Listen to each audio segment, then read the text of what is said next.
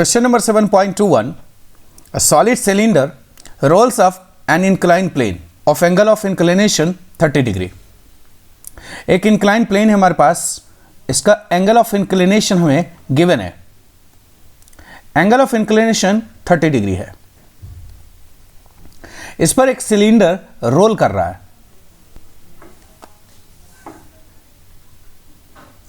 एक cylinder role करता हुआ ऊपर जाता है। सिलेंडर का जो सेंटर ऑफ मास की जो वेलोसिटी है स्टार्टिंग में जिसे फेंका गया सिलेंडर को, उसकी इनिशियल वेलोसिटी यूसी लिख देता हूं, सेंटर मास की इनिशियल वेलोसिटी गिवन है हमें 5 मीटर पर सेकेंड। इससे सिलेंडर चढ़ता है। सिलेंडर पर अगर आप देखें एक्सटर्नल फोर्स के नाम पर mg sin थीटा नीचे होगा along the inclined plane down, and friction force आपको पता है कि along the inclination surface होगा बट अपवर्ड होगा, तो फ्रिक्शन अपवर्ड होगा, mg sin थीटा नीचे होगा। ओवरऑल में देखा जाए नेट फोर्स नीचे होगा, mg sin theta minus friction, तो नेट फोर्स नीचे होगा, तो सेंटर मास में एक्सेलरेशन भी नीचे होगा। तो आपको समझ में आ गया होगा कि सेंटर मास की जो वेलोसिटी धीरे धीरे धीरे क्या होगा, स्लो होगा। And after some time cylinder की सेंटर ऑफ मास की जो वेलोसिटी होगा वो 0 हो जाएगा, यानी final velocity of centre of mass is 0 metre पर सेकेंड। उसके बाद फिर से ये सिलेंडर रोल करता हुआ नीचे आएगा। तो यानी इस तरीके से भी रोलिंग स्टार्ट हुआ है और रोल करते करते ऊपर गया और फिर वो वापस नीचे आया। क्वेश्चन आप समझ गए होंगे, ये सिलेंडर है। अब आप यहां पर दो पार्ट है क्वेश्चन का। एक तो बोल रहा कि कितना how far will the cylinder go off the plane, यानी ये सिलेंडर कितना ऊपर जाएगा, यानी यह गैप हमें निकालना है, यानी यह डिस्टेंस मूव्ड बाय सिलेंडर। मान लिया कि यह गैप L है, ठीक है, डिस्टेंस L है, ये फाइंड करना है। तो पार्ट ए। तो आपको इस क्वेश्चन को सॉल्व करने से पहले, जैसे कि मैंने क्लास में डिस्कस किया था कि इंक्लाइंड प्लेन में अगर सिलेंडर ऊपर चल रहा हो, है ना, या नीचे चल रहा हो, acceleration of centre of mass g sin theta upon 1 plus के स्क्वायर बाय आर स्क्वायर होता है। और आपको पता है for disc M K square equal to M R square by 2। Disc and solid cylinder दोनों का ही मोमेंट ऑफ इनर्शिया सेम होता है अपनी एक्सिस के about, M R square by 2। तो एम से एम छमाछम, के स्क्वायर बाय आर स्क्वायर क्या मिला, हाफ। यहां से आप देख सकते हो कि के स्क्वायर बाय आर स्क्वायर की वैल्यू हाफ होगा, ऐसे भी आपको याद होगा, ठीक है। के is the radius of gyration. तो सेंटर मास की एक्सेलरेशन कितनी है पहले ये देख लेते हैं। जी साइन थीटा, जी 10 ले लेता हूं एंड साइन 30 है तो हाफ हो गया, एंड 1 प्लस के square by are square half हो गया, then 5 by 3 by 2 and this is 10 by 3 metre पर second square. This is the acceleration of centre of mass. Centre mass की एक्सेलरेशन मिल गया। अब आप बताओ मुझे, सेंटर मास की एक्सेलरेशन नीचे है, AC सेंटर मास का एक्सेलरेशन डाउनवर्ड है, तो इसकी वेलोसिटी घट रही होगी। ओके, आप सिर्फ सेंटर मास को देखो। सेंटर मास एक पॉइंट है, इस पॉइंट पे आप इक्वेशन मोशन लगा सकते हो कि नहीं बताओ।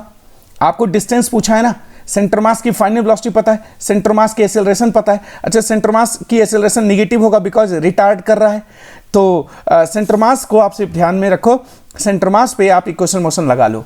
तो अब आप देखो यहां पर नेट फोर्स जो है mg sin थीटा, अगर आप डायनेमिक्स के नजरिए से देखो तो नेट फोर्स इक्वेशन बना सकते हो mg sin theta minus friction. हालांकि इसकी जरूरत यहां पर नहीं है, लेकिन अगर आपको मन करे तो फ्रिक्शन अगर पूछ ले मान लो, तो mg sin theta minus friction force equal to m into AC कर सकते हो, तो AC निकाल ही चुके हो, ठीक है। लेकिन फिलहाल मुझे इस क्वेश्चन में पूछा है डिस्टेंस, तो आप काइनेमेटिक्स के नजरिए से आप ध्यान दोगे सिर्फ। तो आप बताओ कौन सी इक्वेशन लगाओगे। V square equal to U square लगा दूं, तो सेंटर मास के लिए लगा रहा हूं, तो v c square is equal to u c square minus 2AC into s. S के एल मान लिया हूं, एल चाहिए मुझे। V c final velocity centre mass की 0 हो गया, यू सी स्क्वायर है ना, u c square, u c कितनी है 5, this is 25 minus 2 into AC। AC की वैल्यू कितनी होगी, AC हमने निकाला है 10 by 3, तो 2 इंटू 10 by 3 इंटू L, यानी ये हो गया 20 by 3। यानी 20/3L इक्वल टू 25, यानी L बराबर 75, L equal to 75 15 times cut के 5 15 या 75 and 5 4 15/4 15/4 that is 15/4 that is आप 3.75 कह सकते हो, 3.75। आप इसी को आंसर में 3.8 लगभग दिया है, तो ये आ गया पार्ट ए का आंसर। ठीक है, this is answer of part A. Now part B, how long will it take to return to the bottom, कितना समय लगेगा तो जाके वापस आने में। तो एक बात आपको पता है कि कोई भी पार्टिकल, अगर मान लो कि एक्सेलरेशन कांस्टेंट इस पे लग रहा है, रिटार्डेशन कांस्टेंट लग रहा है, अगर मान लो कोई पार्टिकल को यू से हमने वेलोसिटी से फेंका है, ठीक है, मतलब यू वेलोसिटी से हमने इसको मूव कराया और इस पर कांस्टेंट रिटार्डेशन ए काम कर रहा है, तो ये क्या होगा, थोड़ी देर बाद वेलोसिटी इसकी जीरो होगी।